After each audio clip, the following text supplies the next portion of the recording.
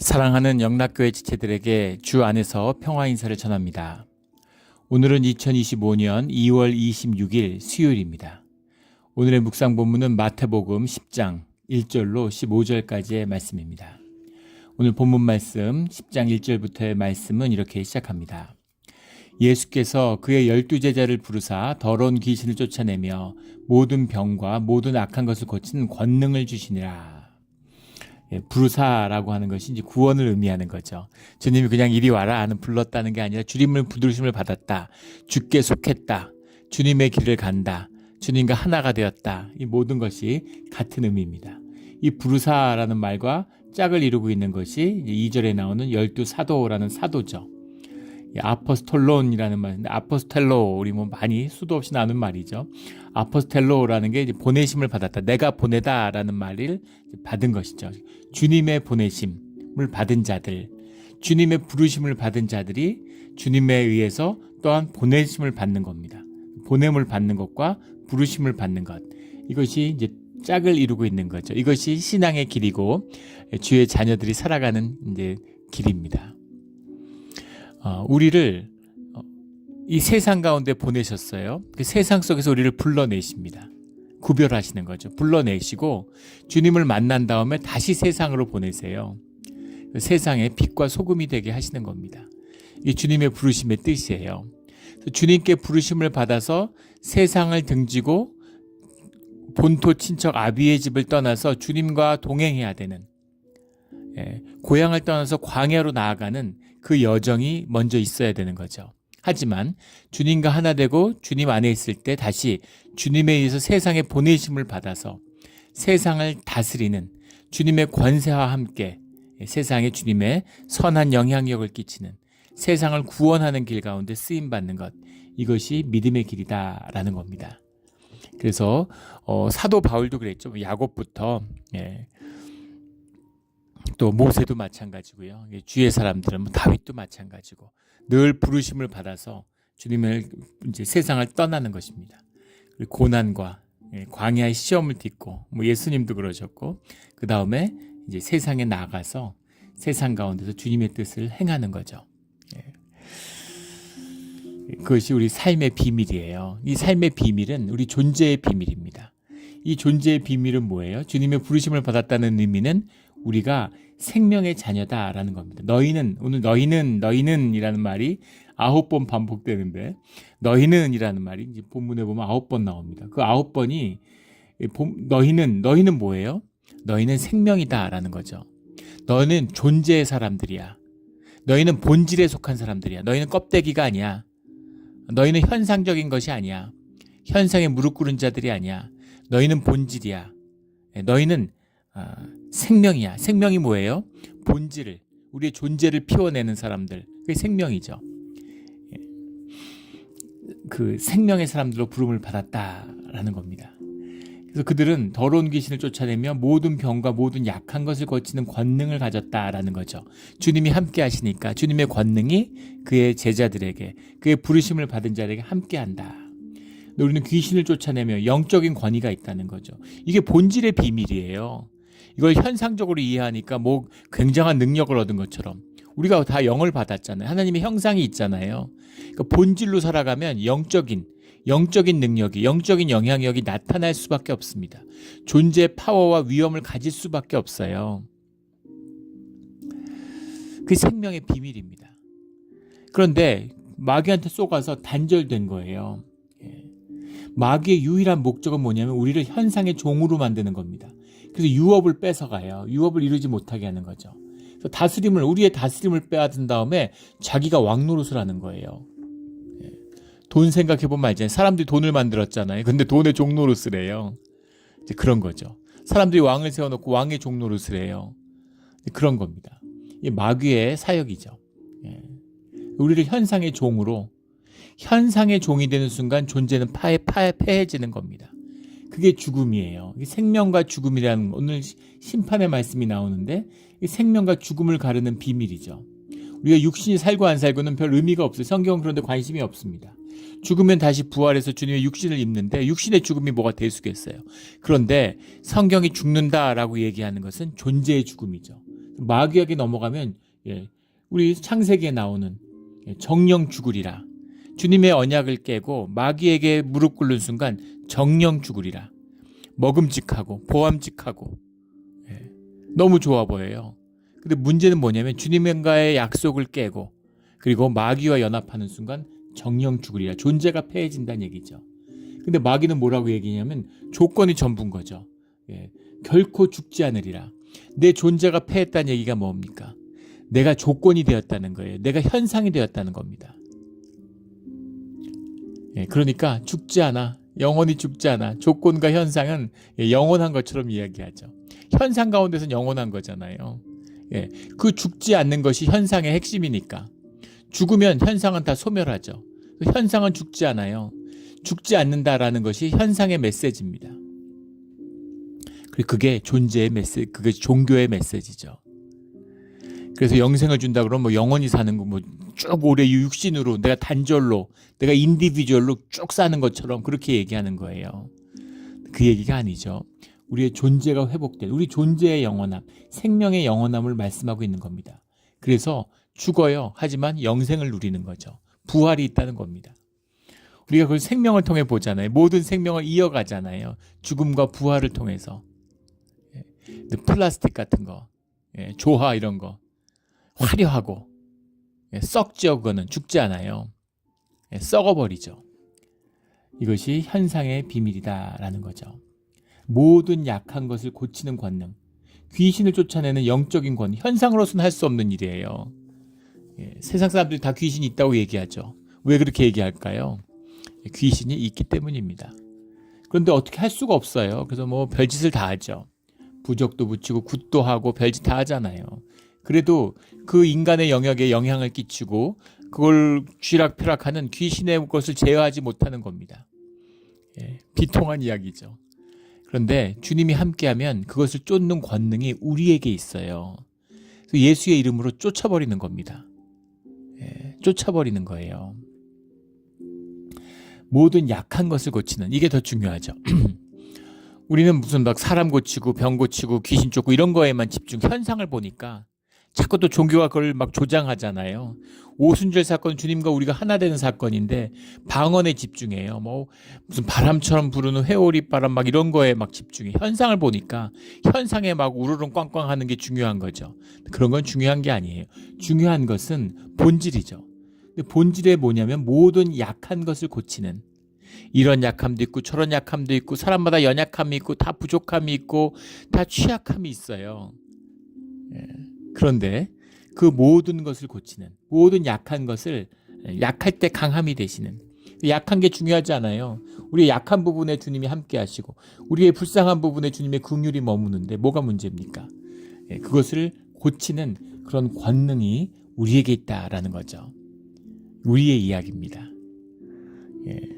우리에게 주셨는데 종교 생활하고 이 주님과 연합이 깨진 지가 너무 오래돼서 평생 교회 다녔는데 맛도 한번 본 적이 없어서 이게 남 얘기 같이, 뭐 옛날 얘기 같이 그렇게 느껴지는 거죠.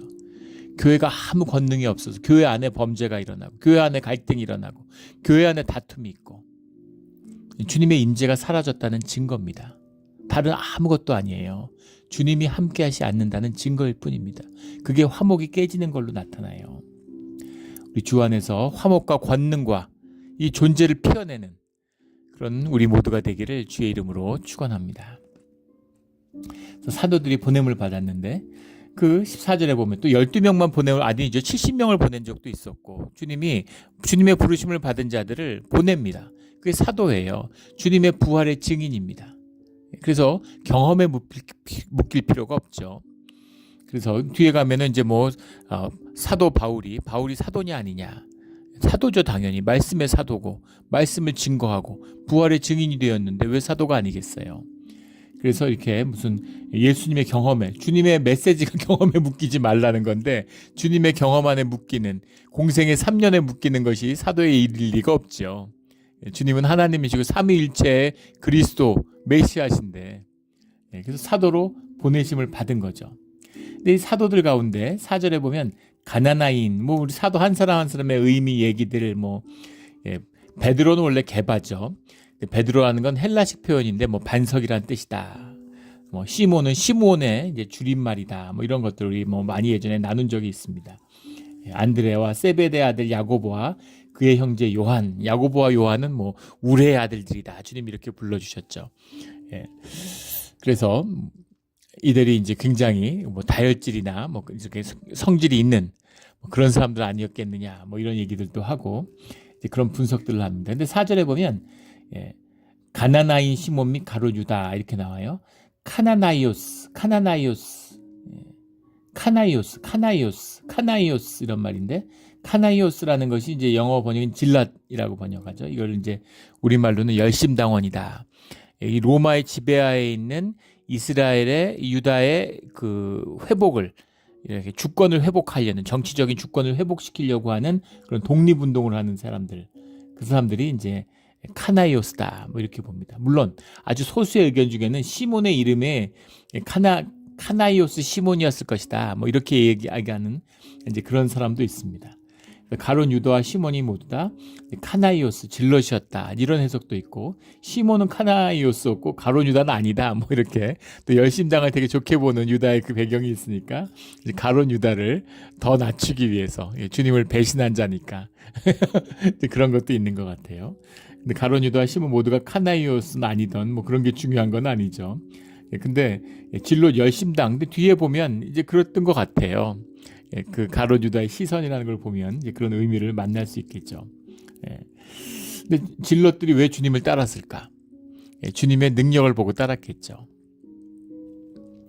눈이 뜨이는 것 같은, 또 본인의 메시아의 이미지가 있습니다. 메시아가 오면 다윗의 후손이니까 다윗 왕조가 부활하고 유다가 제국이 되는 줄 알았겠죠. 예수님은 그럴 뜻이 전혀 없으세요. 주님이 말씀하시는 하나님의 나라는 질럿들이 꿈꾸는 그런 나라가 아닙니다. 시몬은 순교를 하고 가룟 유다는 주님을 팔고 자살을 하죠. 내 뜻과 주님의 뜻이 달라요. 그런데 주님의 뜻이 내 삶의 우선입니다. 그것을 받아들이는 거예요. 내 에고를 십자가에 못 박고 주님의 길을 걷는 것입니다. 그게 신앙의 알파예요. 또 오메가이기도 합니다. 그게 없으면 종교인일 뿐입니다. 종교꾼이에요. 내 의지, 내 판단, 내 상식, 내 경험, 이것을 앞세우는 자, 교회 앞에, 주님 앞에 그것을 두는 자들은 다 종교인입니다. 다 가룟 유다예요. 가룟 유다는 십자가이 무엇인지를 십자가 이전에 본 유일한 제자입니다. 물론 마리아가 있었지만은 12사도 중에서 유일하게 그게 무슨 주님의 메시지를 이해했죠. 근데 알아요. 근데 그 길을 갈 수 없습니다. 그게 가룟 유다예요. 가룟 유다의 이야기를 읽었을 때 정말 눈물을 펑펑 쏟고 울었던 기억이 납니다. 가룟 유다가 안 돼서 그런 게 아니라 내가 가룟 유다인 것을 봤기 때문이죠. 주님의 그 길을 보여주시는 그 길을 내가 못 가요. 가룟 유다가 나쁜 사람이라서 페류나라서 못 간 게 아니라 누구도 갈 수 없는 길입니다. 근데 주님이 우리와 함께 가주시겠다고, 주님이 나를 따라오라고 말씀하시는 거죠. 주님께 의지해서 주님이 지으신 십자가를 따라가는 것입니다. 내 십자가를 지고 나의 모든 약한 것을 고치는 주님의 권능이 나와 함께하고 있기 때문이죠. 주님의 길을 끝까지 가는 주의 제자들이 되기를 주의 이름으로 축원합니다.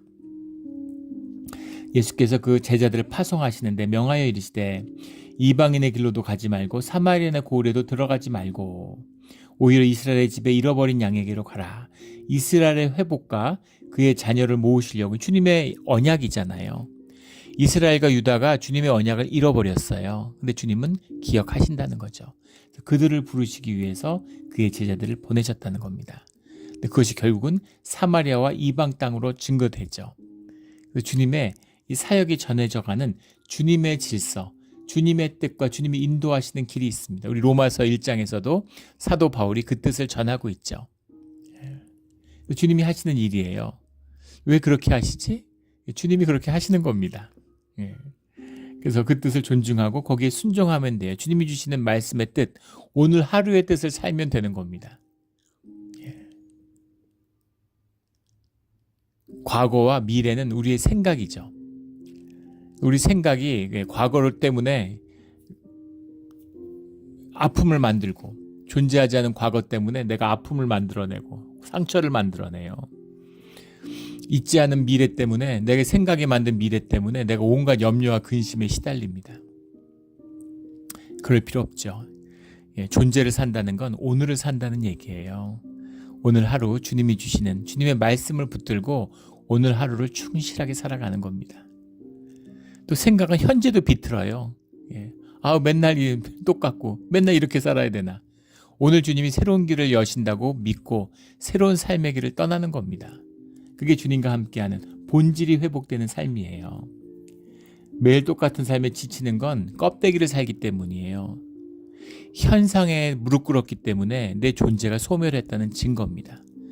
존재가 소멸한 사람들, 그런 사람들이 가장 잘하는 말이 심심하다, 이런 얘기죠. 또 상처받았다, 뭐 이런 얘기입니다. 우리 늘 본질을 살아가는 생명을 피우는 우리 모두가 되기를 주의 이름으로 축원합니다. 8절에 병든 자를 고치며 죽은 자를 살리며 나병 환자를 깨끗하게 하며 귀신들을 쫓아내며 너희가 거저받았으니 거저주라. 주님께 받은 우리의 존재의 생명을 피워내는 이 영의 역사, 하나 되는 역사, 통하는 역사를 이루어내라 라는 거죠. 주님이 그 아름다운 우리의 원래 만들었던 하나님의 형상을 회복시키시겠다라는 말씀입니다. 9절에 너희 전대에 금이나 은이나 동을 가지지 말고, 이 말씀은 기술적인 얘기를 하는 게 아니죠. 소유가 아니다. 너희가 가는 길이 소유가 아니다. 이번에 요번 여행에는 돈 갖고 가지 마, 이런 얘기가 아니죠. 이것이 사도들과 우리의 부르심, 주의 자녀들, 주의 성도들의 가야 할 삶의 길이에요. 근데 그것은 소유가 아니야. 금이나 은이나 동이 아니야, 이런 말이죠. 근데 금이나 은이나 동의 이 위력은 점점 더 세지죠. 소유가 아니라 존재란 얘기입니다. 세상에 돈을 싫어하는 사람이 없죠. 그런데 돈 그 자체를 원하는 사람도 없습니다. 누가 돈을 원해요? 돈이 종이조각인데 그거 얻어서 뭐 하겠어요? 금을 누가 좋아해요? 노란 그 무거운 그 돌덩어리를 뭐에 쓰겠습니까? 그거 자체를 원하는 사람이 뭐가 있어요? 그걸 통해서 무언가 얻고 싶은 거죠. 그걸 통해서 무언가를 얻고 싶은데 그거 돈이 있으면 5끼 10끼 먹나요? 돈이 있으면은 옷을 끝도 없이 쌓아 올려가지고 한 번에 10벌씩 입고 다니나요? 아니죠. 근데 왜 자꾸 돈을 쌓아 올릴까요? 사실은 그 돈이 나의 자존감이 되고, 그게 내 가치가 되고, 그게 내 의미가 되기 때문인 거죠. 그게 내 영향력이 되고, 그게 내 힘이 되고, 무기력하고 힘이 없고 가치가 없고 무시당하고 외롭고 격리되어 있고 단절되어 있고, 돈을 가지면 그런 것들을 극복할 수 있다고 믿기 때문인 거죠. 그게 세상이 주는, 세상의 거짓을 붙든, 그걸 믿어요. 돈을 믿고 사는 겁니다. 그런데 내가 정말 나에게 필요한, 내가 돈을 갖고 얻을 수 있을 거라는 것을 돈으로 못 얻는다는 거죠. 그게 돈으로 얻어진다면 왜 돈이 수백억 있는 사람이 수천억을 벌려고 왜 그러겠습니까?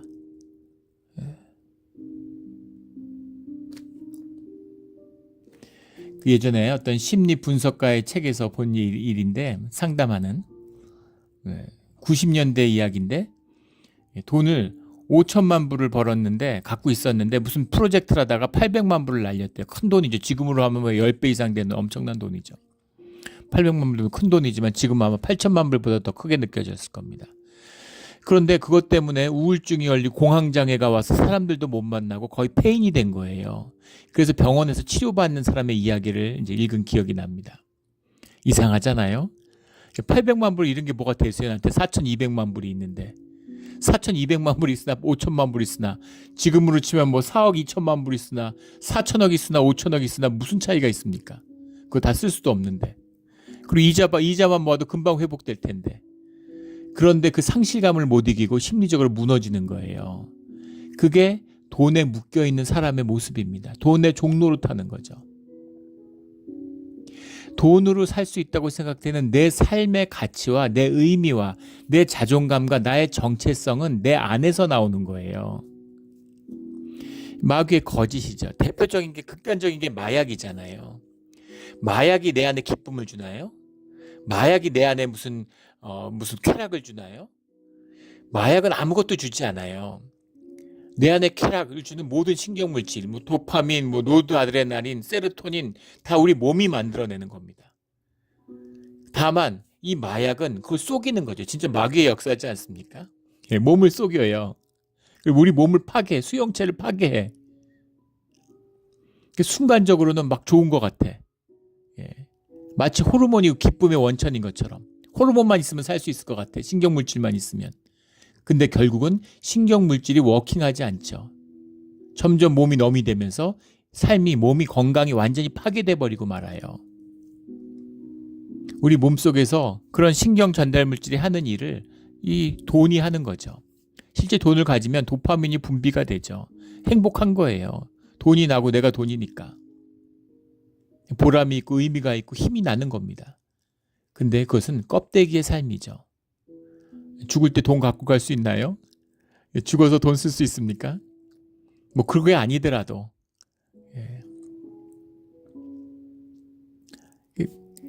뭐 그 거짓을 너무 잘 알기 때문에 뭐 더 깊이 나눌 것도 없겠죠. 소유가 아니다. 존재야.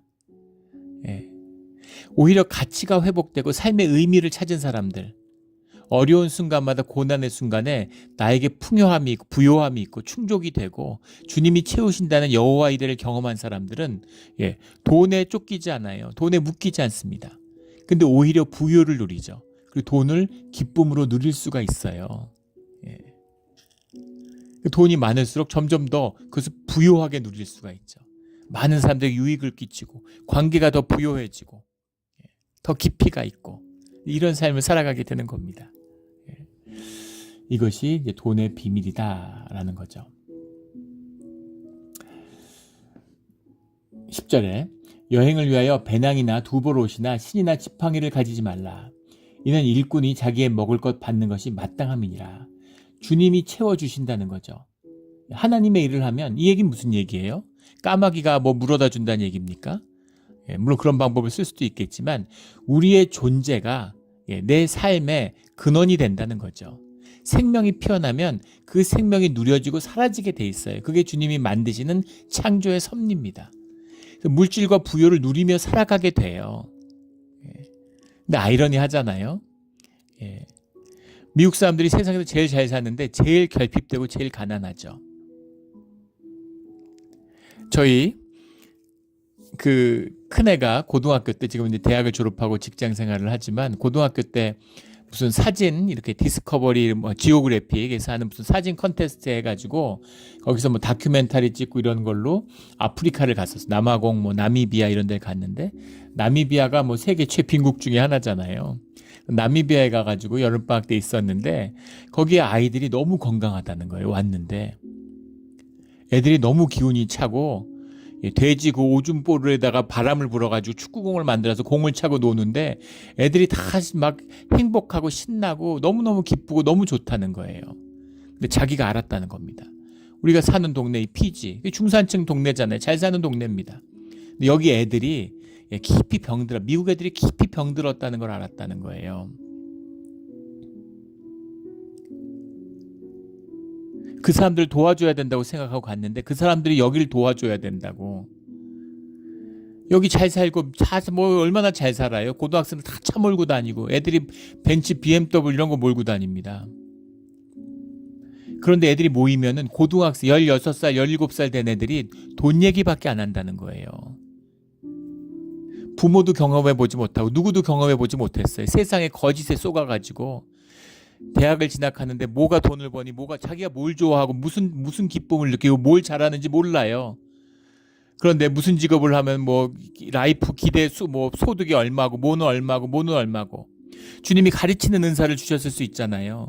가르치는 것에서 기쁨이 피어날 수 있는데 선생님 하면 돈 못 벌어. 교수 별거 없어 미국에는. 교수 선생님 하면 돈 못 벌어. 그래서 안 가는 거예요.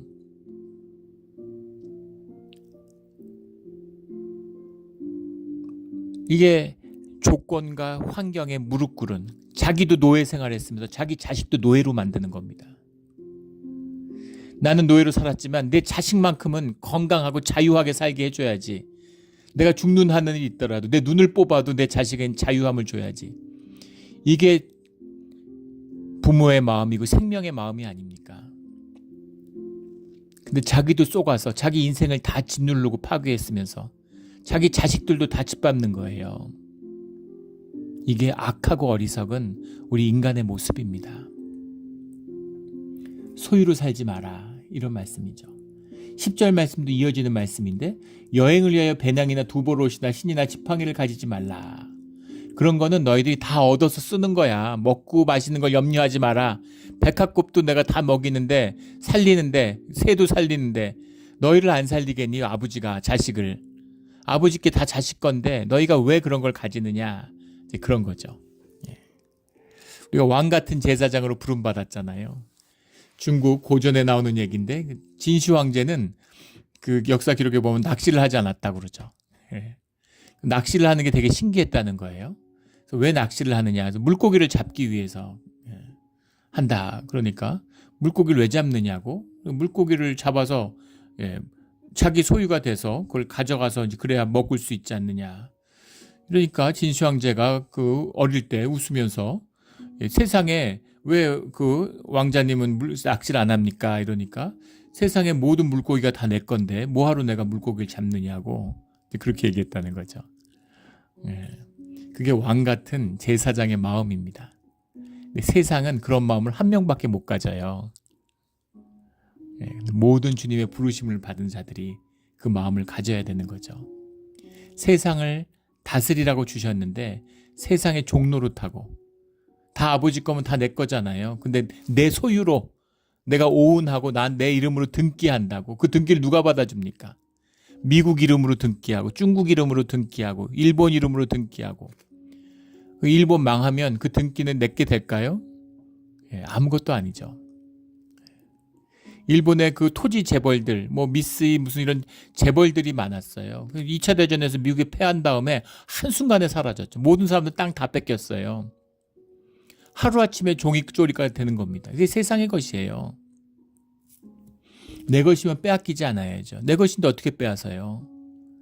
주님이 나의 존재로, 나의 것으로 주셨다는 겁니다. 그래서 존재로 사는 사람들은 예비가 없어요. 10절의 말씀은 예비하지 말라. 9절이 소유로 살지 말라. 10절은 예비하지 말라, 이런 거죠. 주님이 다 채워주시는데.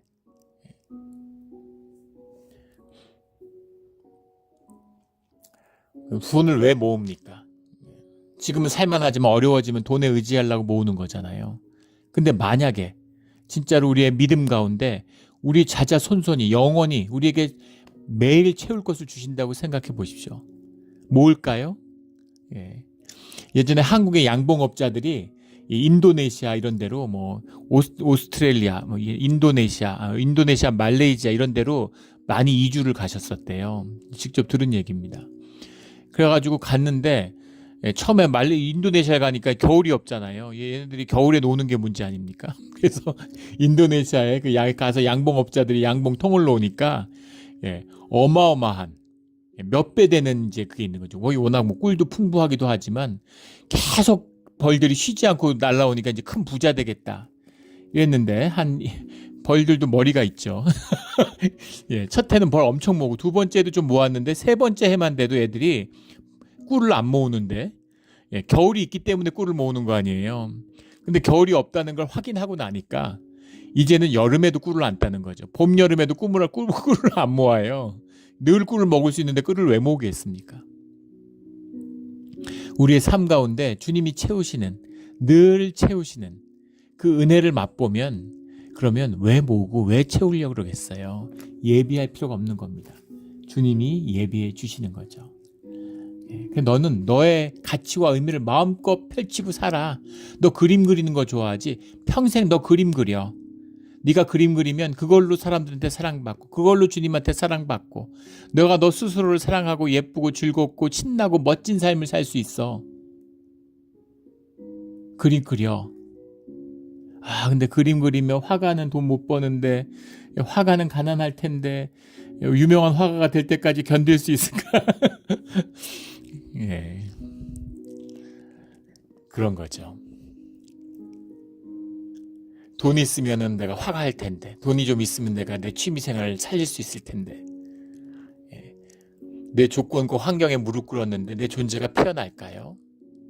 그런 사람이 그림 그릴 수 있겠습니까? 또 그려봐야 뭘 그리겠어요? 이발소 그림 그리겠죠. 그렇게 되는 거죠. 그게 소유가 아니다, 예비가 아니다, 이 말씀입니다. 12절에 또 그 집에 들어가면, 네가 성이나 마을에 들어가든지 그 중에 합당한 자를 찾아내어 너희가 떠나기까지 거기서 머물라. 이 집 저 집 다니지 말고 한 집에 쭉 머물러. 그 집의 축복이 되는 거죠. 우리를 위해서가 아니라 우리가 방문하고 있는 그 집을 위해서, 또 그 집에 쭉 머물러야 되는 의미가 뭐예요? 사역의 중심이 관계다라는 비밀이 들어있는 거죠. 관계를 만들고 커뮤니티를 만들어야 돼요. 공동체를 만드는 것, 관계로 풀어지는 겁니다.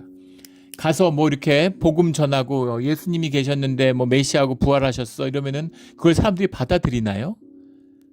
그걸 받아들이겠습니까? 성령의 역사예요. 그걸 주로 고백하고 그것이 우리를 치유하는 역사가 되는 모든 비밀은 주님의 역사고 주님이 하시는 주님의 선교입니다. 그러면 그 선교라는 것이, 그럼 주님이 하늘에서 하시지 왜 이 땅에 오시고 왜 그러셨을까? 우리와 함께 하심으로 공동체를 이루고 교회를 이루고 지체를 이루는 것이죠. 관계로 사역하는 거야. 그거예요. 그 집에 머물면서 그 집이 교회로 세움을 받아야 된다. 이런 말씀을 주고 계시는 거죠. 화목을 섬기는 사역자가 돼서 그 가정의 화목을 섬기고 그 공동체의 화목을 섬겨라 라는 겁니다. 그래서 거기에 하나님 나라가, 두세 사람이 주님의 이름으로 모인 곳에 하나님의 나라가 임하는 그 집에서 교회가 시작되는 역사가 일어나야 된다, 이런 말씀을 주시는 거죠. 또 그 집에 들어가면 평안하기를 빌라. 오늘 평안이란 말이 12, 13절에 3번 나오는데, 앞에 나오는 12절의 평안이란 말은 아스파사스테라는 말이고 13절은 이제 이레네라는 말입니다. 우리 이레네라는 말은 뭐 많이 나눴죠. 이레네가 우리가 흔히 아는 평강이죠. 이레네가 임한다고 하는 얘기는 뭐냐면 그 주님의 통치가 임했다는 겁니다. 이게 하늘의 평화의 비밀이죠. 화목의 비밀이에요. 화목을 섬기라는 것. 그리고 그 평안이 있다는 것은 주님이 함께하고 있다는 증거입니다. 그 평화를 섬겨야 돼요. 마귀는 늘 화목을 깨려고 그러는 거죠. 화목보다 귀한 게 없어요, 교회에. 화목 자체가 귀한 게 아니라 주님이 함께 하시는 비밀이기 때문입니다. 그래서 화목을 이루어야 돼요. 우리가 인내하고 참으면서 화목을 이루어가고 화목을 섬겨가야 되는 겁니다. 이걸 또 종교의 거짓으로 속여가지고 무슨 조화처럼 막 다 행복하고 다 해피하고 그런 게 아니에요. 갈등이 있고 아픔이 있고 어려움이 있습니다. 서로 미숙하잖아요. 서로 자라가잖아요. 그런데 삶의 유니티가 있고 삶의 연합을 이루고 주님 안에 한 자녀 되었다는 거예요. 형제가 되어가는데 갈등이 없습니까? 어려움이 없습니까?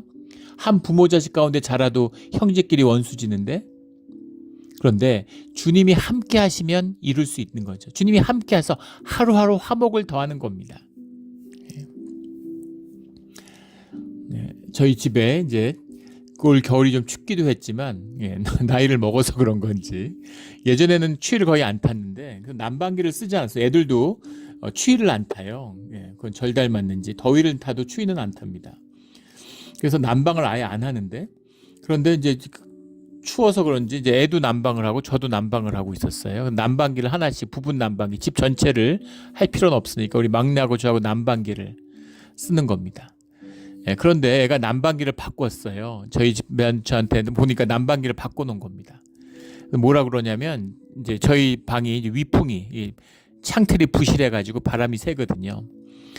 그래서 저희 방이 추운데, 그래서 아빠 방은 춥기 때문에 이렇게 좀 좋은 난방기가 있어야 되고 자기는 좀 좋지 않은 약한 난방기가 있어도 되기 때문에 자기가 바꿔놨다고 그러더라고요. 근데 제가 사실 그걸 몰랐겠습니까? 근데 걔가 이제 애 방에 좋은 난방기를 주고 제 방에 약한 난방기를 쓰는 거죠. 이게 부모의 마음 아니겠어요? 근데 애는 또 아빠가 좋은 난방기를 쓰고 자기가 좀 좋지 않은 걸 쓰는 게 좋겠다. 근데 밤에 누웠는데 정말 너무 행복하고 감사했습니다. 이게 주님이 주시는 마음이잖아요. 얼마나 감사하고 고맙습니까? 자식 잘 키워서 그렇게 됐을까요? 내가 희생해서 내 자식이라서 그런 걸까요? 천만의 말씀이죠. 주님이 함께 하기 때문입니다. 이게 화목의 비밀이에요. 그런데 그 평안이 너희와 함께 한다는 거죠. 주님이 함께 하시니까 그곳에 평안이 임할 수 있는데 그 집에 들어가면서 평안하기를 빌라하는 아스파사스테라고 하는 말은 그냥 하이 이런 거예요. 헬로우, 굿모닝 이런 거예요. 들어갈 때 웃으면서 인사를 하고 들어가라는 거죠. 뭘 이런 것까지 어련히 알아서 인사 잘 할까봐, 처음 만났는데 인사하지 않을까봐. 이게 무슨 의미일까요? 호의와 따뜻한 호감을 먼저 표현하라는 겁니다. 예전에 한 미국 목사님이 크리스찬이란 뭔가, 미국에서 크리스찬이란 건 뭐냐? 사람을 만나면 먼저 웃으면서 인사하는 것이 신앙의 믿음의 길의 시작이다. 이렇게 얘기하시는 게 기억이 납니다. 뭐 복잡하게 막 비장하게 생각으로 하니까 맨날 뭐 십자가에 죽었다 그러고 막 생각으로 하니까 무슨 말이든 하는 거죠. 근데 먼저 미안하다고 얘기하고, 먼저 잘못했다고 얘기하고, 먼저 안녕이라고 얘기하고, 먼저 웃으면서 인사하고, 먼저 고개 숙여 인사하는 것, 이것이 신앙의 시작입니다. 들어가면 반갑게 인사하고 그 사람들이 반갑게 맞아주면 주님이 그곳에 평안이 임한다는 거죠. 그런데 14절 누구든지 너희를 영접하지도 아니하고 너희 말을 듣지도 아니하거든 그 집이나 성에서 나가 너희의 발에 먼지를 떨어버리라. 이 먼지를 떨어버리라는 말이 15절에 나오는 내가 진실로 너희에게 이르노니 심판날에 소돔과 고모라 땅이 그 성보다 견디기 쉬우리라. 소돔과 고모라는 심판과 그 저주의 상징이죠. 표상이죠. 그런데 소돔과 고모라가 심판 때 더 잘 견딘다. 소돔과 고모라가 못 견디잖아요. 그러니까 심판을 벗어날 수 없다는 얘기죠. 심판의 비밀은 배척과 영접으로 나뉘어진다는 겁니다. 영접하는 자, 주의 자녀를 영접하는 자들은 구원을 받고 주의 자녀들을 배척하는 자들은 심판을 받는다. 그 중간지대가 없어요. 심플하고 명확한 겁니다. 깨끗하게 명확하게 나누어지는 거죠. 근데 이것보다 더 무서운 말씀이 있습니다. 그건 뭐냐면 이 말씀을 받을 수 있는 사람은 받을지어다. 귀 있는 자는 들을지어다. 우리가 이 땅의 심판의 주체라는 거예요. 우리의 말과 우리의 삶이, 우리가 세상에 증거하는 삶과 말씀이 전하는 그것이 세상을 심판하는 그 기준이 된다는 겁니다.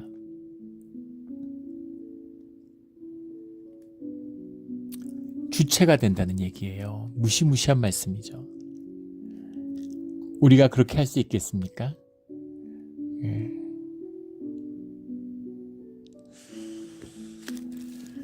참 너무 부끄러워서 이런 말은 참 나눌 수가 없어요. 주님 앞에 정말 너무너무 부끄럽죠.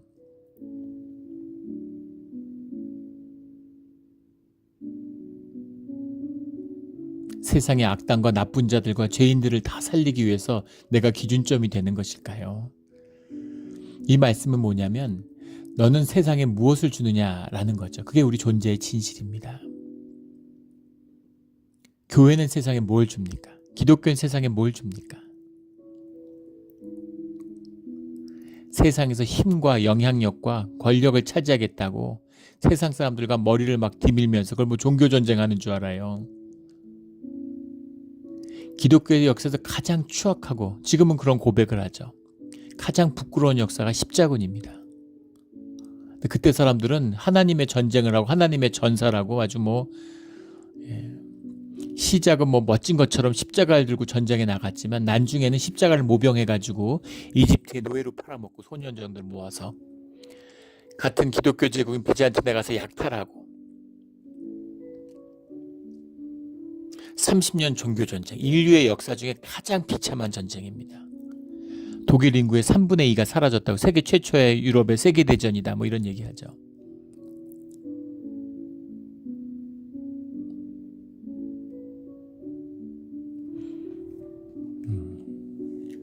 갈등과 평안의 사도가 되라고 화목을 일으키는 자가 되라고 그러는데 가서 주님의 이름으로 싸움질하고 다녀요. 이게 오늘 우리의 모습이 아닙니까? 주님의 말씀 가운데 회복되어서 주님을 회복하는 두세 사람이 주님의 이름을 모여서 교회를 이루는 주님과 함께하는 그런 교회를 이루어야 할 때고 그것을 회복해야 될 때입니다. 그게 우리 시대의 믿음의 사명이에요. 우리 이 사명에 부름받아 이 사명을 이루어가는 우리 모두가 되기를 예수 그리스도 이름으로 축원합니다. 아멘. 기도드리겠습니다. 하나님 아버지 감사합니다. 정말 저희가 너무 부끄러워서 쥐구멍에 들어가고 싶은 마음입니다. 주님이 이토록 우리를 귀하게 보시고 귀한 사명으로 불러주셨는데 우리가 세상에서 무시당하고 세상에서 밟히고 세상에서 천대받으면서 나의 자존심이 정말 땅 바닥으로 떨어졌습니다. 그래서 그걸 좀 높여보려고 돈만 있으면 높일 줄 알았는데 그것도 아닌 것을 이제는 압니다. 주님, 나의 나됨을 말씀해 주실 수 있는 분은, 나의 나됨을 살 수 있게 해주실 수 있는 분은 주님밖에 없음을 주님 앞에 고백합니다. 주님, 함께하여 주시옵소서. 주님, 말씀을 내려 주시옵소서. 감사하며 예수 그리스도 이름으로 기도드렸습니다. 아멘.